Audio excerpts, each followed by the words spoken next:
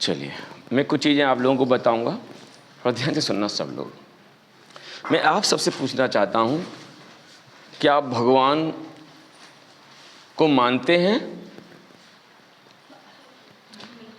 भगवान को मानते हैं? बोलो हाँ कि ना। अच्छा, भगवान को यदि हम ना माने, भगवान को या ना माने तो क्या भगवान गुस्सा हो जाएंगे? क्यों मानते हैं भगवान को? इसके पीछे का कारण कभी सोचा है, विचारा है आपने? मैंने देखा है कई जगह, जैसे जो पढ़ने लिखने वाले बच्चे होते हैं। कल मैं एक सोनालिका एजेंसी पे ये करा रहा था, तो उसका फ़ोन आया, वो यज्ञ से उठ के चले गए। जब मैंने पूछा उनसे, मैंने भाई साहब आप बीच यज्ञ चले गए? अरे भाई साहब कर्म प्रधान बहुत बड़ी बात है, ये यज्ञ फज्ञ तो बाद की बात है। ऐसा कह के उन्होंने, मैंने डिस्कस करना उचित नहीं समझा। लेकिन अधिकांश बच्चों को लगता है, पढ़े लिखे लोगों को लगता है कि ये पूजा पाठ ये सब है ना पंडितों के काम है और इससे कोई फ़र्क नहीं पड़ता। मैं आज एक बात और कह दूं, गुरुदेव एक बात कहते थे कि परम पिता से प्यार नहीं और शुद्ध व्यवहार नहीं। क्या जी? परम पिता से प्यार नहीं और शुद्ध व्यवहार। हाँ, इसीलिए तो आज देख लो कोई सुखी परिवार नहीं। भाई साहब, परिवार में सुख गायब हो गए, परिवार में शांति गायब हो गई, परिवार में कलेश बढ़ रहे हैं, परिवार में समस्याएं बढ़ रही हैं। भाई भाई के बीच में रामायण पढ़ी जाती है, लेकिन भाई भाई के बीच में क्या चलता है भाई साहब? 6 इंच जगह के पीछे मुकदमा चलता है साहब। और पूजा पाठ सब घर में हो रही है, अगरबत्ती जल रही है, धूप बत्ती जल रही है, धूनी उठ रही है, और सब मंदिर जा रही हैं, है ना। बहू अलग मंदिर जा रही है, सास अलग मंदिर जा रही है, जेठानी अलग मंदिर, दौरानी अलग मंदिर, और देवी के सामने सब माथा रगड़ रहे हैं, और आपस में किसी के साथ किसी का तालमेल नहीं है।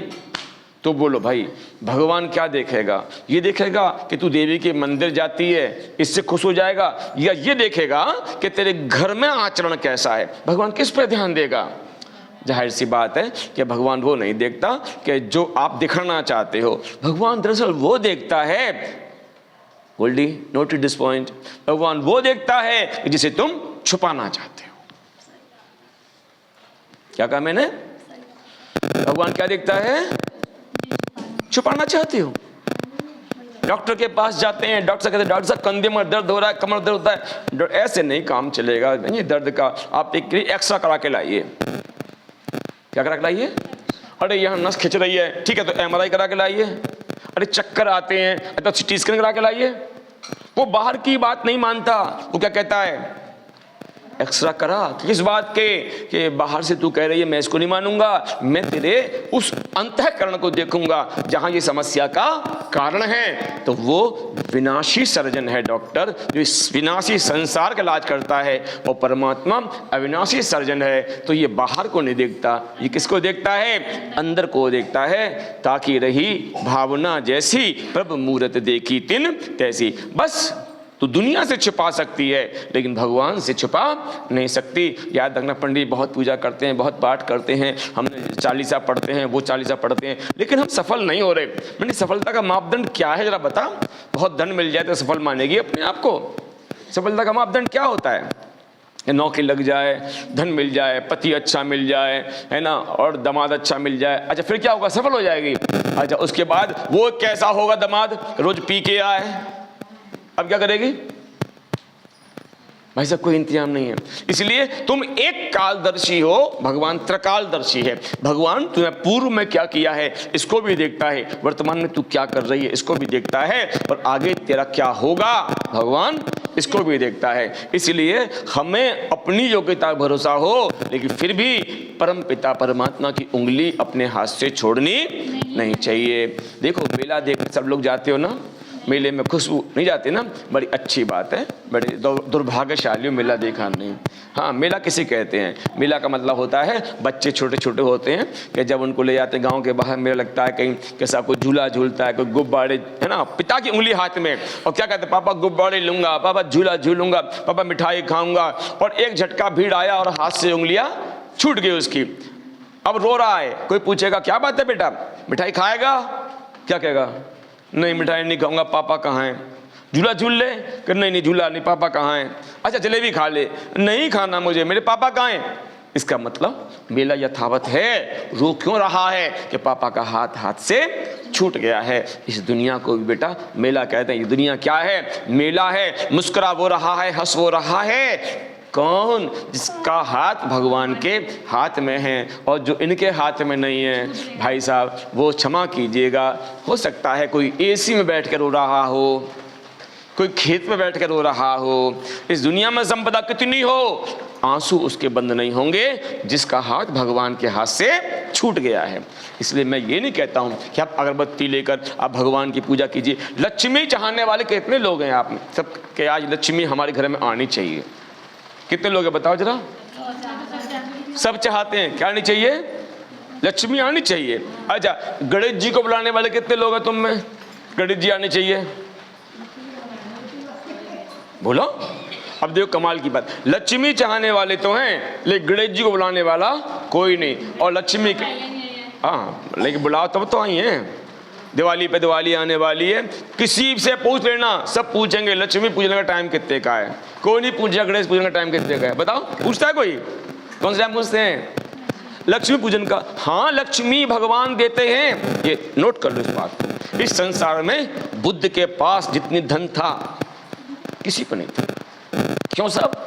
बुद्ध के भगवान कौन थे? कोई भगवान नहीं थे। उन्होंने उस परम सत्ता को याद किया और उन्हें जब दर्शन हुए, परमात्मा के प्रकाश के रूप में दर्शन हुए, और याद रखना खुद राजा के पुत्र थे, खजाने भरे थे, उसको छोड़कर चले गए। उसके बाद जब संत बन गए तो उंगिलमान डाकू ने अनाप शनाप संपदा इकट्ठी की, वो सब बुद्ध के चरणों में डाल दी कि इसका सदुपयोग कीजिए, ये पाप की कमाई है।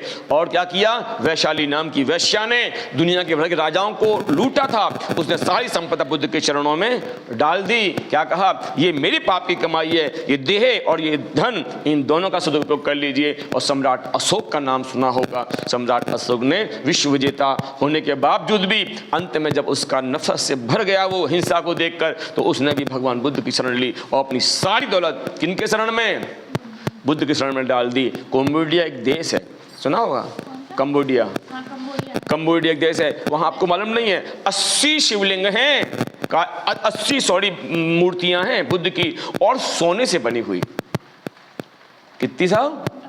80 मूर्ति, 80 मन सोने से बनी हुई। उसके बराबर धनवान कोई नहीं था। लेकिन उनने क्या किया? जितना धन लिया था उस धन को, क्योंकि धन किसका है? लक्ष्मी पत्नी किसकी है?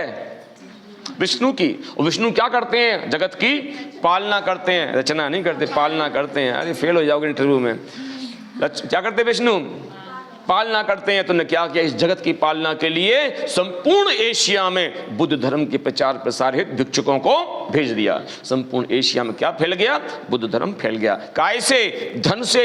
अरे धन उन पर क्यों आया इतना? इसलिए आया कि उन्होंने अपने लिए नहीं मांगा, उनने लोक कल्याण के लिए मांगा, और इतना दिया भगवान ने कि संभाला नहीं गया। याद रखना, भगवान देता तो है, शर्त उसको देता है जो विष्णु की बनाई हुई सृष्टि को अच्छा बनाने के लिए संकल्पबद्ध होता है। बड़े बड़े तुम राजा देखे होंगे, बिजनेसमैन, उनके ट्रस्ट चलते हैं, चैरिटी करते हैं, वो पैसा दान करते हैं। सुना है आपने? अब खुशबू कह रही है हम पे आ जाए इतना पैसा तो हम भी दान करेंगे। नहीं, ये बाद की बात है। तू पहले संकल्प पैदा कर। क्या कर? संकल्प क्या? मेरे पे धन होगा, धन परमात्मा का एक अंश है, विष्णु मेरे पिता हैं, लक्ष्मी माँ है, तो धन का सम्मान कहाँ होता है? सब लोग सुन लीजिए, अभी लक्ष्मी पूजन आने वाला है, दिवाली में लक्ष्मी पूजन करेंगे सबरे। लेकिन लक्ष्मी पूजन कब होता है? लक्ष्मी पूजन से पहले गणेश जी पूजे जाते हैं। गणेश जी किसे कहते हैं? बुद्धि शुद्ध हो, सिद्ध हो। क्यों? बिना बुद्धि के धन आ गया, रोज जा में गोली और बा में दारू और जा में, ऐसा क्या होगा? विनाश हो जाएगा। इसलिए पहले कौन? बुद्धि के धन। इसलिए प्रथम पूज्य कौन? गणेश। तो पहला चाहिए धन चाहिए, हाँ धन चाहिए, लेकिन बेटा अशुभता के साथ धन नहीं चाहिए, शुभता के साथ धन चाहिए। तो क्या लिखा जाता है बाहर दरवाजे के?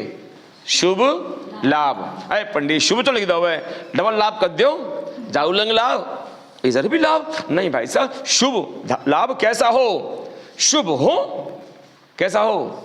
कोई कहे 5-10 लाख मिल जाएंगे, अपने एक हाथ कटवा लो, लाभ तो है, लेकिन शुभ है क्या? शुभ है?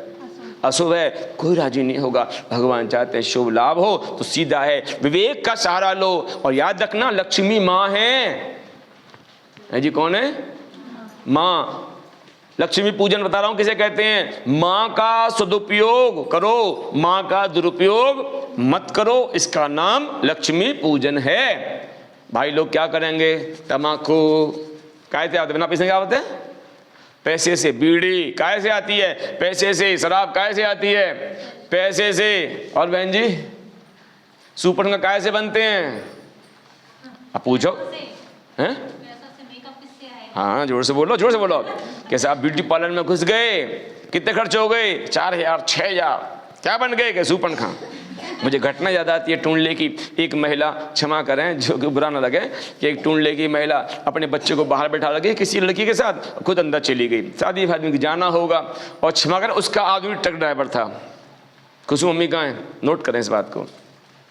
अब वो अंदर से निकली तो बाल फाल में बना बनू के अपने, और मुँह कारो पीरो करके जब जैसी बाहर निकली और बेटे को इसे गोद में लिया, बच्चे ने पीछे हाथ करके कहा, मम्मी कहाँ है मेरी मम्मी कहाँ है। बेटा मैं मम्मी, तेरी मम्मी मैं मम्मी, ओके मम्मी नहीं मम्मी नहीं, मेरी मम्मी कहाँ है। भाई साहब वारी औरत, तूने ऐसा मेकअप किया कि जो औलाद तूने पैदा की वो औलाद भी तुझे भूल गई। कल्पना कर, तू काय में देवी में गिनती है, सुपन खा में गिनती है, काय में गिनती है। अरे बोलो ना, आवाज क्यों निकल रही है। लगता है कभी ऐसा ना हो हम भी कभी जाना पड़े मेकअप रूम में।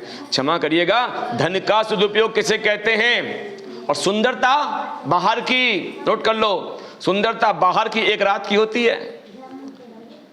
सुंदरता बाहर कितने रात की है, एक रात की। अच्छा बताओ, हनुमान जी सुंदर हैं क्या? कौन कहेगा सुंदर, बताओ बताओ गोल्डी, हनुमान जी कैसे हैं जी?